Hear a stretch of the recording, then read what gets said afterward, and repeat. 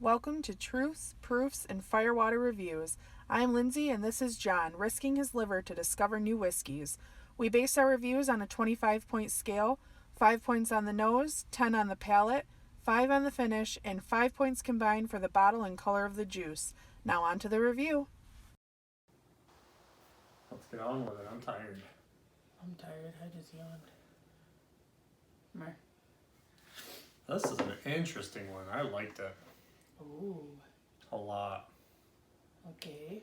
So the nose, it's strong raisin.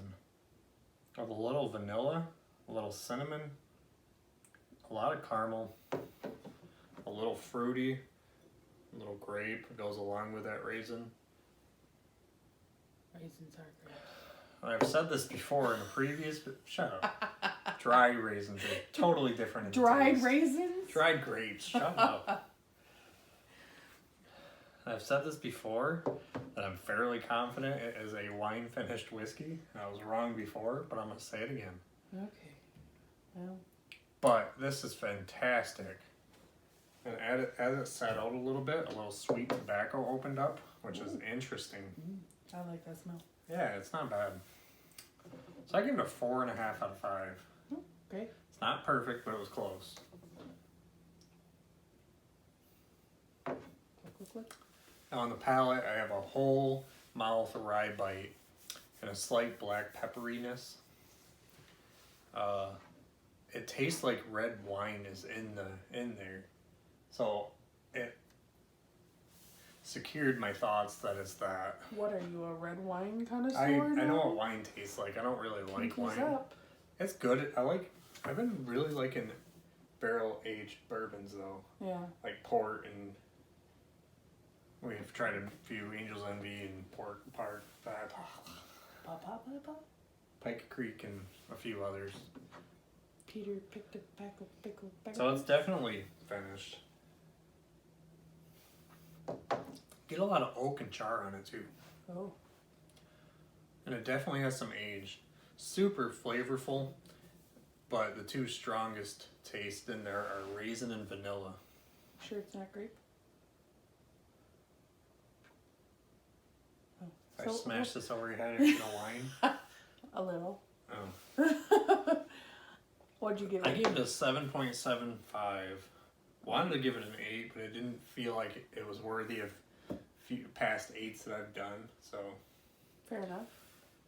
now the finish is a little too thin on the mouthfeel. Very sweet with a nice rye, spicy bite all over. I had medium to long, but I'm actually going to stick with long. The length is very nice. Okay. It's a little tannic bitterness and char, but I like it a lot. It's very sweet all around, nose, palate, finish. You know, that's one of my favorite things. Yeah. So I give it a 4.25. Now the look is a nice deep reddish amber color. Okay. A ton of fairly fast moving legs. So I gave it a 2.25 out of 2.5. Okay. Guesses? 90 to 95 proof, and I have no guess. Not sure. I stumped you? Yeah. I stumped you. Ha! Well, I don't have a bottle for this. Does that help?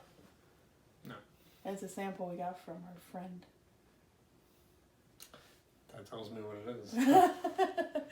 So, John had a sample jar sitting on our dresser, and I switched the lids on it and filled the other one up with some Meyer Pick Buffalo Trace, and I left it out for him. And then he ended up drinking I drank that the yesterday. sample, thinking it was whipsaw that we got from I'm like, a friend this is of very ours. fruity and like bourbon. This is nice. Yeah. So he drank it thinking that it was whipsaw, but really it was Meyer's store pick of Buffalo Trace. And this one is whipsaw. Okay, so it's definitely different from what I tried yesterday. Yeah. I have to look up the bottle. I'm not really sure what the bottle looks like exactly. I don't know anything about this. This is only the second time I've had it. I tried it in a little sample before, and this is the second time. I looked up a few things. The mash bill is 3% malted barley, 21% corn, and 76% rye, so it is really high rye. It's a nice mash bill though. Yeah, it's made in a column still, which if you know anything about stills, that's kind of the older version. No, pot still's older. Newer version. Yeah. And they're really cool. I think they're awesome to look at. It's made with spring water. I do know a little bit about this one because it is one bottle that I wanted to buy. That's what it is. I didn't know that's what this was. Yeah.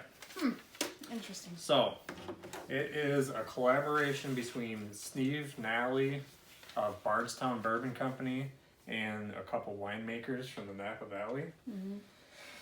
So I know the rye whiskey itself is up to 9 years. I'm not sure how low they go on that.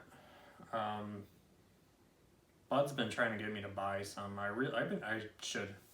It's around $50 here, but I know they age it in cabernet and pinot noir for 1.5 to 3 years after it's aged in oak barrels, new oak. Wow. So that gives it a lot of wine sweetness, which is why I say I tasted wine on that. It's almost like wine was added to it. Oh, here's our bourbon. That's right. So I do know a lot about it, and I need to go buy one because I enjoyed it a lot. Good. Now the bottle is kind of simple, but it's kind of cool. You see it on the shelf, you know what it is. So I'm going to give it a 1.75. Oh, golly. I don't know what that would bring me up to. 73 for your fat hands in the way. Well, that's new. So I should grab a calculator out. 8, 12, 13, 20.5, I think.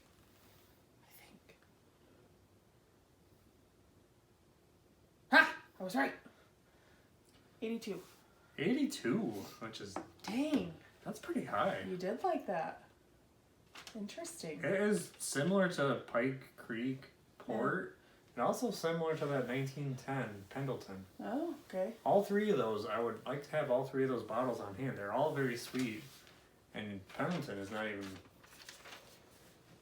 double barreled, so it's kind of weird that it's in that group. I just think it's funny that you liked that much. That's crazy. So an 82. You got any other facts on this one? No. It's made with spring water. I think you already said that. Oh, well, that's about it then. And there you have it.